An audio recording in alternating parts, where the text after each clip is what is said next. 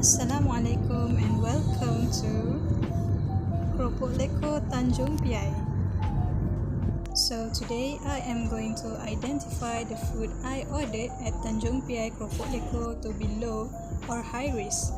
The frozen and packed food also not be forgotten. Also, let's talk about the surrounding area. I would like to explain also the potential hazards in their surrounding area and the potential hazard in the foods. As you can see, the shop located exactly beside the road. The whole premise itself is surrounded with sand, dirt, and fine gravel. There is also some banner construction set up where the metal might also present in the air and the ground is up. But the construction happens on a closed day, not the public day.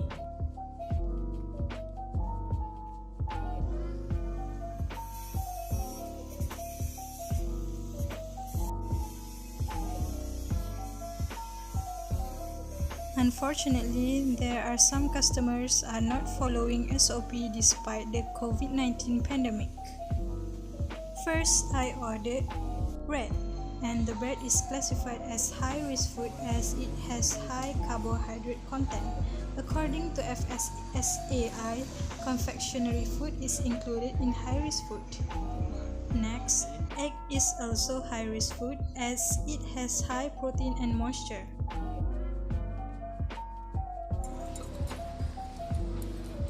Otak-otak popiah is also high-risk food as it is fried food. There are frozen food produced by the company. The freezer is cleaned thoroughly before putting any frozen food inside. Their measure is to avoid any biological contamination such as Listeria monocytogenes, because that particular microorganism can present in chiller. Keropok Leko is also categorized as high-risk food because it has high protein and high carbohydrate content.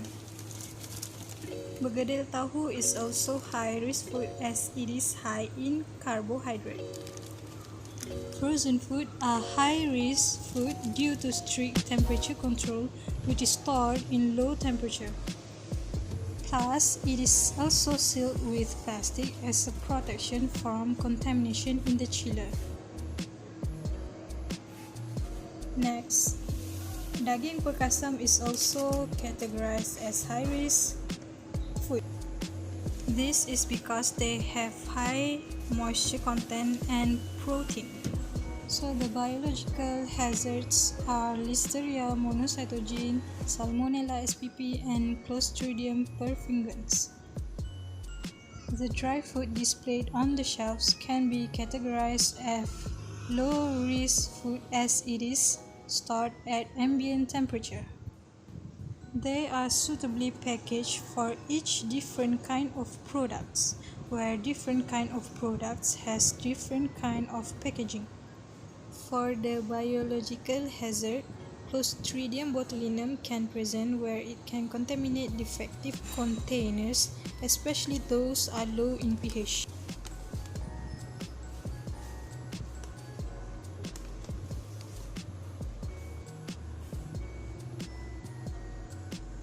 All the dry food displays are low-risk food because they are preserved food. Another biological potential hazard is Staphylococcus aureus because it can be found in healthy human beings. Overall, some bacterial pathogens can be introduced after packaging due to lack of container integrity, such as Clostridium botulinum, L. monocytogenes, E. coli, Salmonella, S. aureus, and Bacillus cereus. The primary causes of recontamination of foods after process control step and packaging are defective containers closure and contaminated cooling water. The bacterial pathogens can enter through the container handling that occurs after the product has been filled and the container has been sealed. S. aureus or Shigella spp can be transferred in one point to another, or improper hand washing. Working personnel can transfer biological hazards to food through improper handling or maintenance practices. Another potential physical hazards are dust and fragments of heavy metals. While in the toilet, there is potential hazard of L. monocytogenes and E. coli, which comes from human intestines. There are both physical and biological contamination can occur in this place, such as E. coli, L. monocytogenes, and Salmonella. Other events resulting in the presence of water in a dry area include condensate formation, leaking water or stream valves, infiltration of water following heavy rains can be contaminated with Salmonella. Next, the facility-related physical hazards are metal or dust particle. The metal-to-metal contact during processing can introduce metal fragments into products. Like earlier, the construction can break off the metal fragments during mechanical cutting and operations, so some metal equipment can fall or break off. Otherwise, it will disperse to the air and come contact into the food. Cryptosporidium parvum is a parasite can be found in contaminated water sources. And that is another biological hazard that can occur in this place.